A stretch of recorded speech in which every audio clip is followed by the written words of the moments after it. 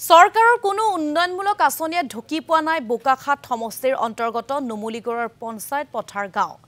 অঞ্চলটোত নাই যাতায়াতৰ বাবে সুচল বাটপথ ধনশিৰি নৈৰে টুলুঙা নাৱত উঠি যাতায়াত কৰিবলগীয়া হয় গাঁওবাসীয়ে তদুপৰি গাঁওখনত নাই খোৱাপানীৰ ব্যৱস্থাও কুৰিত আৰু অধিক পৰিয়ালে বাস কৰা গাঁওখনত দুবছৰ ধৰি নিৰ্মাণৰত অৱস্থাতে পৰি ৰল জলজীৱন আঁচনিৰ পানীৰ টেংকি চৰকাৰ আহিছে আৰু গৈছে কিন্তু ৰাইজৰ দুখ দুৰ্দশাৰ নহল কোনো পৰিৱৰ্তন আৰু আমাক নুমলীগড়ৰ পৰা কিছু প্ৰতিক্ৰিয়া শুনাব কিছু পৰিৱেশ দেখাব আমাৰ সাংবাদিক বিভাস শইকীয়াই হয় মই এই মুহূৰ্তত উপস্থিত আছো বোকাখাত বিধানসভা সমষ্টিৰ অন্তৰ্গত নুমলীগড় গাঁও পঞ্চায়তৰ এখন গাঁৱত মই উপস্থিত আছো প্ৰথমে মোৰ সতীৰ্থ পৰিৱেশটো দেখুৱাইছে যি উন্নয়নৰ একো ঢুকি নোপোৱা এইখন পথাৰ গাঁও যি স্বাস্থ্যৰ সমস্যা ৰাস্তা ঘাটৰ সমস্যা পানীৰ সমস্যা বিশেষকৈ জলজীৱন মিছনৰ এটা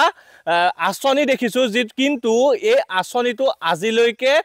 সম্পূৰ্ণ হৈ নুঠিল চৰকাৰখনে উন্নয়নৰ ঢাক ঢোল বজাই থাকে উন্নয়ন হৈছে বুলি কিন্তু আমি উন্নয়নৰ প্ৰকৃত স্বৰূপ এই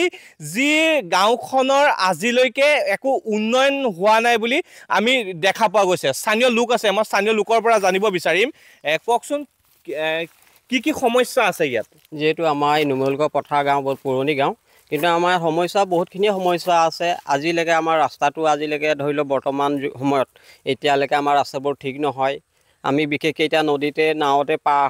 পাৰ হৈ অহা যোৱা কৰোঁ বিশেষকৈ এতিয়া চৰকাৰে যিখন আমাৰ ৱাটাৰ ছাপ্লাই বনালে আজিলৈ আপোনাৰ 2 বছৰ 2.5 বছৰ হ'ল আজিলৈকে কামটো সম্পূৰ্ণ হৈ উঠা নাই আমি টিউবৱেলৰ পানী খাই আছোঁ বিশেষকৈ এইটোৱে সমস্যাটো আমাক বেয়া লাগে যে আমাৰ ৰাস্তা অহা যোৱা কৰিবলৈ যিকোনো সমস্যা পৰিলে আমাকতো অহা যোৱা কৰিবলৈ এখন ৰাস্তা লাগে কিন্তু চৰকাৰে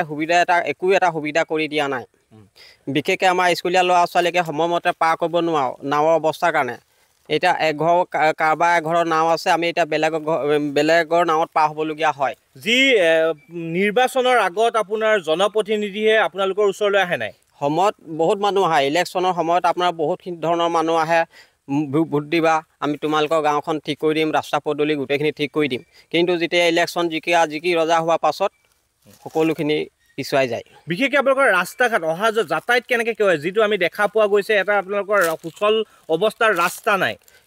উপায় নাই এতিয়া আমাৰ ৰাস্তাটো এতিয়া চৰকাৰে এতিয়া ৰাস্তাটো বনাই নিদিলে আমি নিজে বনাই ল'ব নোৱাৰিম সাধাৰণ মানুহ আমি দিন হাজিৰা কৰি খোৱা মানুহ আমি এতিয়া বিশেষকৈ আমি নাৱতে অহা যোৱা কৰি আছোঁ নাৱতে পাৰ হৈ আছোঁ আৰু বিভাস শইকীয়াই দেখুৱালে আমাক স্থানীয় ৰাইজৰ প্ৰতিক্ৰিয়া শুনালে তেওঁক এই মুহূৰ্তত আমি ধন্যবাদ জ্ঞাপন কৰিছোঁ